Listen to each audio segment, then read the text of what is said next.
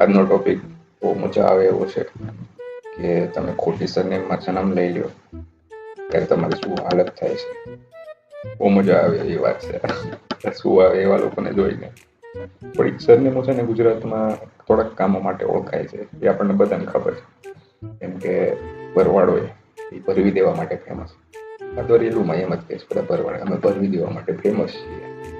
પછી મોટી મોટી સરનેમ જાડેજા, રાણા, ગોહિલ, પછી બ્રાહ્મણ સરનેમ બધી.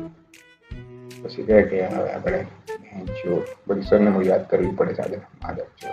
પછી પટેલ, પછી કઈ સરનેમ છે શાહ, જૈન, આ બધી અલગ અલગ સરનેમ. તો ક્યારેક એવી સરનેમોમાં સાવ ઊંડી પર્સનાલિટી વાળા લોકો જન્મ લઈ લે. પછી એને જોવાની બહુ મજા આવે. ગાંઠ ફાટેલી ગઈ જન્મથી જ ગાંઠ ફાટેલી માદર ચોદ આ મોટા ઘરમાં મોટી સરનેમમાં જન્મ લઈ લીધો છે. મને લોડો વહીવટ નથી આવડતો, મારું શરીર નથી, મારી પર્સનાલિટી નથી, હું સારો દેખાતો જ નથી, ભણવામાં નથી હારો, શોધું છું સારો. મારું આટલું મોટું ઘર, આટલી મોટી સરનેમ, મારી તો માછો થઈ ગઈ. તો આખું જીવન મારે આ સરનેમનું નામ સંભાળવામાં જ કાઢવી પડશે એવી હાલત થઈ જાય જોવાની બહુ મજા આવે એ લોકોને. જીવનમાં બધાની ગાંઠ તો ફાટેલી જ હોય છે. તો જયારે આપણાથી વધારે જેની ગાંઠ ફાટી ગઈ હોય ને એને જોવાની બહુ મજા આવે. આવા લોકોની ગાંઠ હંમેશા ફાટેલી હોય એટલે એને જોવાની હંમેશ મજા આવે.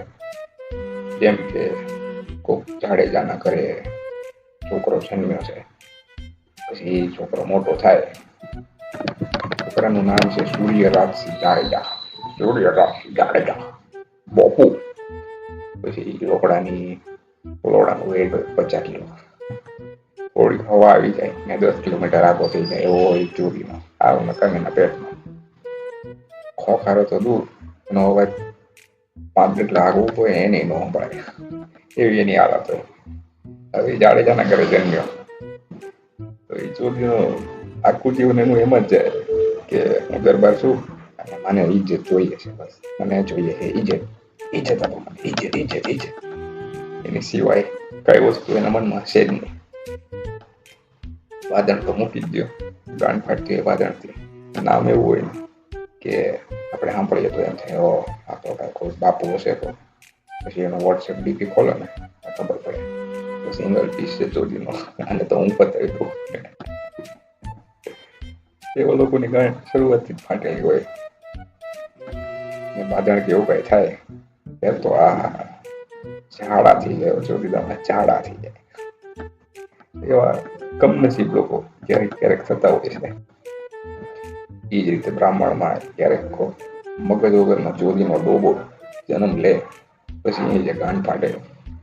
અને ભણવામાં તો સારો હોય નહીં. ભણવાનું તો મૂકી દો.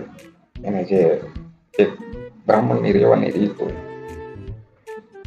આ જ રીતે વાત કરવાની આટલા માર્ક્સ તો હોવા જ જોઈએ એને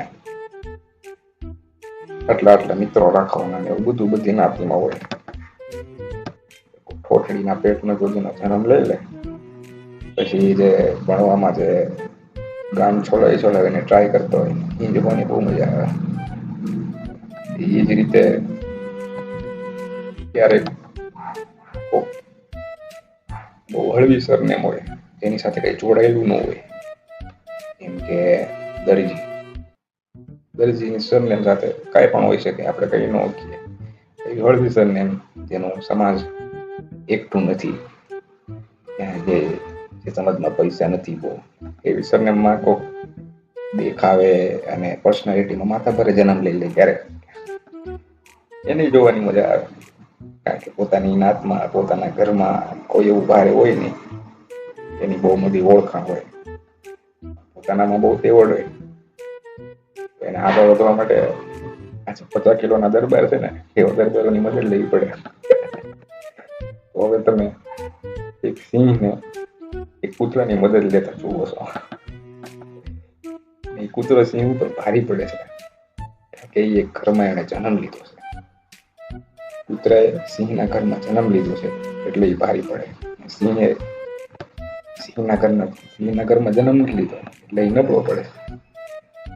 જેવું તું ઊંધી વસ્તુ થઈ ગઈ, એ જોવાની મજા આવે. અલગ અલગ વસ્તુઓ છે. તમારે તે એવા ઘણા બધા મિત્રો હશે જે તમને ખબર છે કે આ સરનેમમાં જન્મ લીધો હોત ને આણે તો સુટેબલ નથી. એવા લોકો કેવો મને એવું જોવાની બહુ મજા આવે. પછી આપણે પાછો ડાયરો કરીએ.